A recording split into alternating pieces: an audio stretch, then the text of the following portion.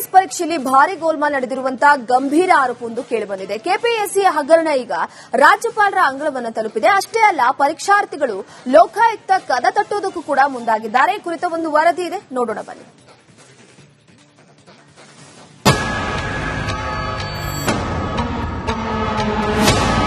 ಅಭ್ಯರ್ಥಿಗಳಿಗೆ ಅನ್ಯಾಯ ಆಗಿರುವುದು ಸಾಬೀತು ಆಗುವಂತಹ ಎಲ್ಲಾ ಲಕ್ಷಣಗಳು ರಿಸಲ್ಟ್ ಶೀಟ್ ನಲ್ಲಿದೆ.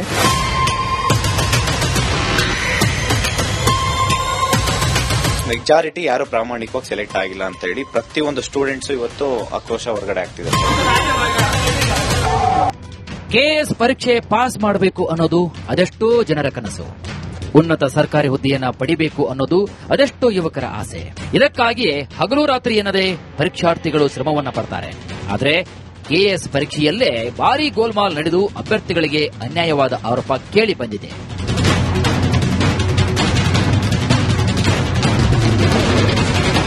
ರಾಜ್ಯಪಾಲರ ಅಂಗಳ ತಲುಪಿದ ಕೆಪಿಎಸ್ಸಿ ಹಗರಣ. ಸಿಬಿಐ ತನಿಖೆ ಮಾಡಿಸುವಂತೆ ಗವರ್ನರ್ಗೆ ಮನವಿ. ಕೆಪಿಎಸ್ಸಿ ನಡೆಸಿದ ಕೆಎಎಸ್ ಪರೀಕ್ಷೆಯಲ್ಲಿ ಬ್ರಹ್ಮಾಂಡ ಭ್ರಷ್ಟಾಚಾರ ನಡೆದು ಹೋಗಿದೆಯಂತ ಪರೀಕ್ಷಾರ್ಥಿಗಳು ಬಾಂಬ್ ಸಿಡಿಸಿದ್ದಾರೆ. ಒಂದೇ ಕೊಠಡಿಯಲ್ಲಿದ್ದಂತ 15ಕ್ಕೂ ಹೆಚ್ಚು ಅಭ್ಯರ್ಥಿಗಳು, ಒಂದೇ ಕುಟುಂಬದ 3 ಪರೀಕ್ಷಾರ್ಥಿಗಳು ಪಾಸ್ ಆಗಿದ್ದಾರೆ ಅಂತ ಗಂಭೀರ ಆರೋಪ ಮಾಡಿದ್ದಾರೆ. ಇದೀಗ ಈ ಕರ್ಮಕಾಂಡವನ್ನ ಅಭ್ಯರ್ಥಿಗಳು ರಾಜ್ಯಪಾಲರು ಅಂಗಳಕ್ಕೆ ಕೊಂಡೊಯ್ದಿದ್ದಾರೆ. ಪರೀಕ್ಷೆಯಲ್ಲಿ ಅಕ್ರಮ ನಡೆದಿರುವ ಬಗ್ಗೆ ಸಿಬಿಐ ತನಿಖೆ ಮಾಡಿಸುವಂತೆ ಮನವಿ ಕೂಡ ಮಾಡಿದ್ದಾರೆ. ಕೆಪಿಎಸ್ಸಿಯಲ್ಲಿ ವರದಿ ಆಗಿರಬಹುದು, ಈಗ ಒಂದು ಕೇಸ್ ಹಗರಣ ಏನಾಗಿದೆ ಇದ್ರ ಮೇಲೆ ಸೀರಿಯಸ್ ಆಗಿ ಗಂಭೀರವಾಗಿ ಇದನ್ನ ತನಿಖೆ ಆಗಬೇಕು.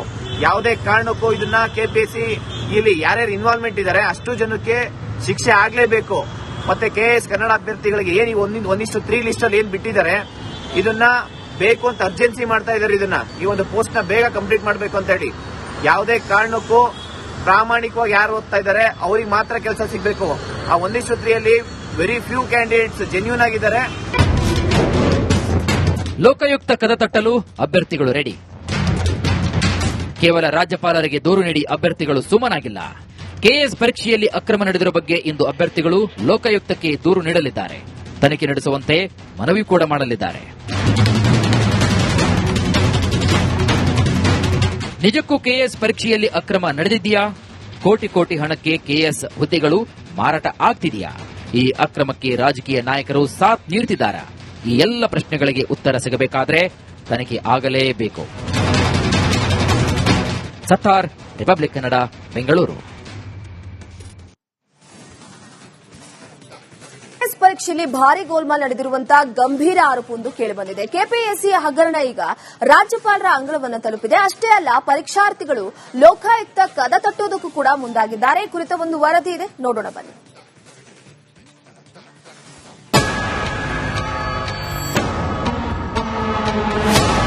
ಅಭ್ಯರ್ಥಿಗಳಿಗೆ ಅನ್ಯಾಯ ಆಗಿರುವುದು ಸಾಬೀತು ಆಗುವಂತಹ ಎಲ್ಲಾ ಲಕ್ಷಣಗಳು ರಿಸಲ್ಟ್ ಶೀಟ್ ನಲ್ಲಿದೆ.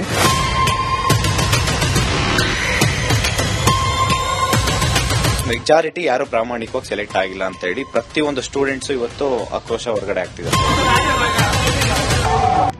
ಕೆಎಎಸ್ ಪರೀಕ್ಷೆ ಪಾಸ್ ಮಾಡಬೇಕು ಅನ್ನೋದು ಅದೆಷ್ಟೋ ಜನರ ಕನಸು. ಉನ್ನತ ಸರ್ಕಾರಿ ಹುದ್ದೆಯನ್ನ ಪಡಿಬೇಕು ಅನ್ನೋದು ಅದೆಷ್ಟೋ ಯುವಕರ ಆಸೆ. ಇದಕ್ಕಾಗಿಯೇ ಹಗಲು ರಾತ್ರಿ ಎನ್ನದೇ ಪರೀಕ್ಷಾರ್ಥಿಗಳು ಶ್ರಮವನ್ನ ಪಡ್ತಾರೆ. ಆದರೆ ಕೆಎಎಸ್ ಪರೀಕ್ಷೆಯಲ್ಲೇ ಭಾರೀ ಗೋಲ್ಮಾಲ್ ನಡೆದು ಅಭ್ಯರ್ಥಿಗಳಿಗೆ ಅನ್ಯಾಯವಾದ ಆರೋಪ ಕೇಳಿ ಬಂದಿದೆ.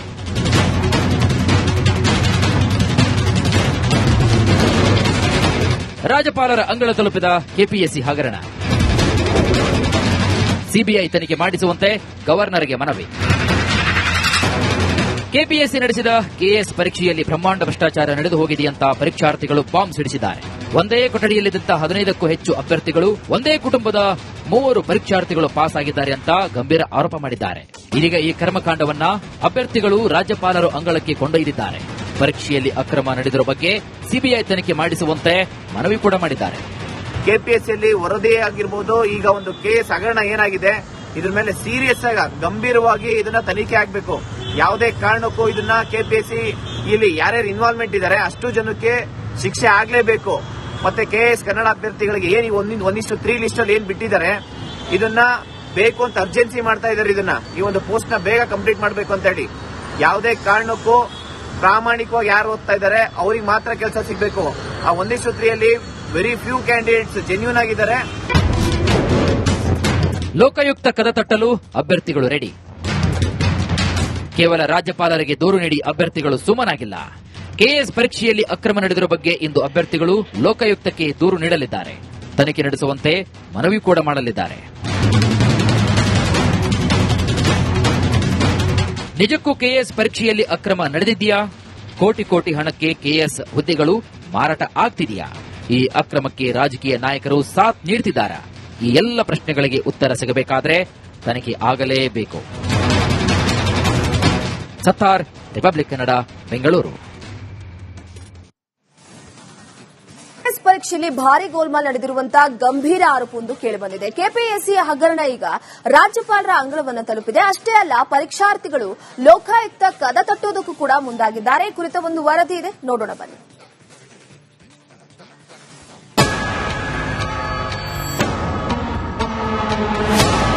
ಅಭ್ಯರ್ಥಿಗಳಿಗೆ ಅನ್ಯಾಯ ಆಗಿರುವುದು ಸಾಬೀತು ಆಗುವಂತ ಎಲ್ಲಾ ಲಕ್ಷಣಗಳು ರಿಸಲ್ಟ್ ಶೀಟ್ ನಲ್ಲಿದೆ.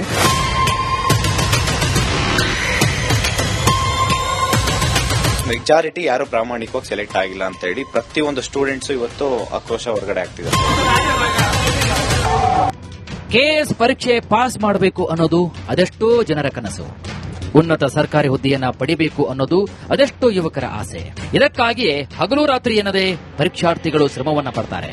ಆದರೆ ಕೆಎಎಸ್ ಪರೀಕ್ಷೆಯಲ್ಲೇ ಭಾರೀ ಗೋಲ್ಮಾಲ್ ನಡೆದು ಅಭ್ಯರ್ಥಿಗಳಿಗೆ ಅನ್ಯಾಯವಾದ ಆರೋಪ ಕೇಳಿ ಬಂದಿದೆ.